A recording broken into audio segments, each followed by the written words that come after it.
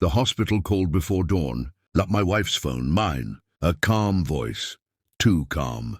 The kind doctors use when chaos has already happened and they're just sweeping glass off the floor. "Sir, you're listed as an emergency contact."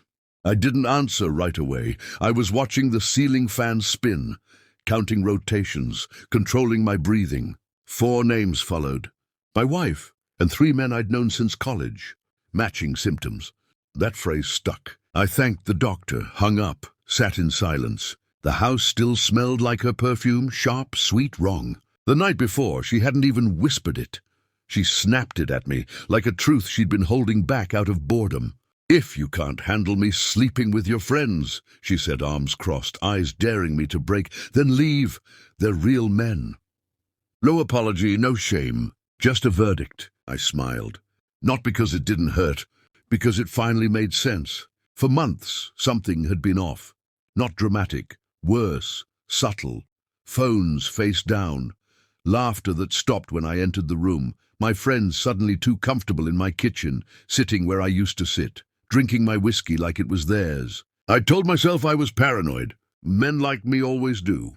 That night, after she went to bed without me, I sat alone and replayed everything. The way she'd flinched when I touched her shoulder.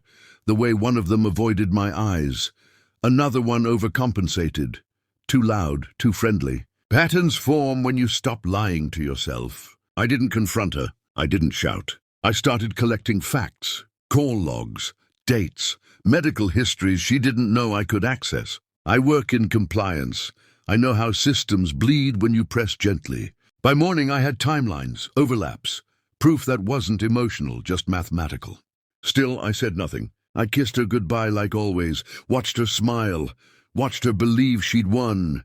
Then the tests came back, not just hers, all of them. Same diagnosis, same source window, same doctor signing off on the reports. I didn't feel rage, I felt clarity. At the hospital, they sat together in a white room, pale and confused, bonded now by something far more intimate than sex. When the doctor entered, holding 4 identical folders, I stepped forward.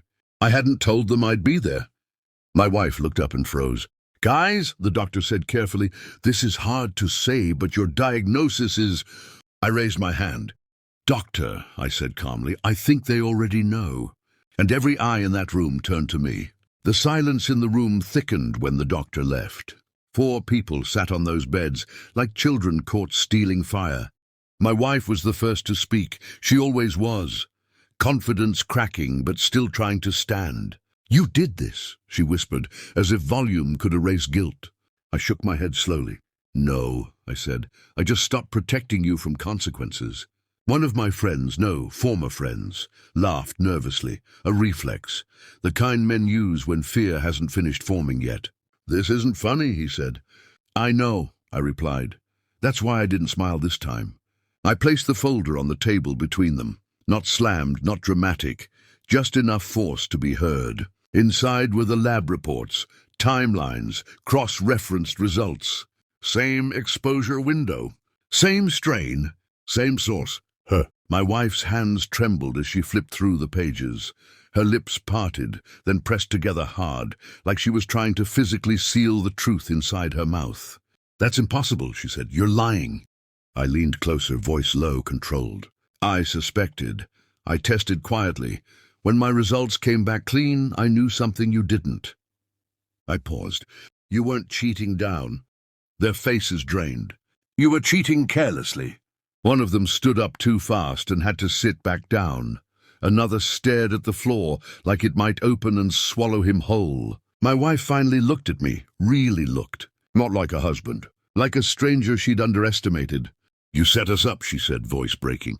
I smiled then, cold, brief. "No," I corrected. "I stepped out of the way." I straightened, adjusting my jacket like this was just another meeting. "I knew weeks ago. I could have screamed. Could have exposed you publicly, ruined all of you in one loud afternoon." I let that sink in. "But I wanted something quieter, something permanent." Her breath hitched. "You told me to leave," I said softly. "So I did, emotionally, legally, medically." I slid the final document across the table.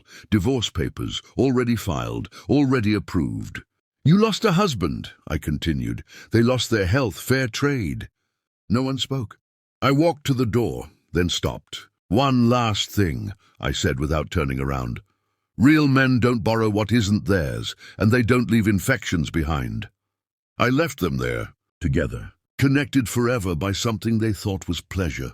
The ceiling fan in my new apartment spins just like the old one did, but the air feels clean now, and I finally sleep.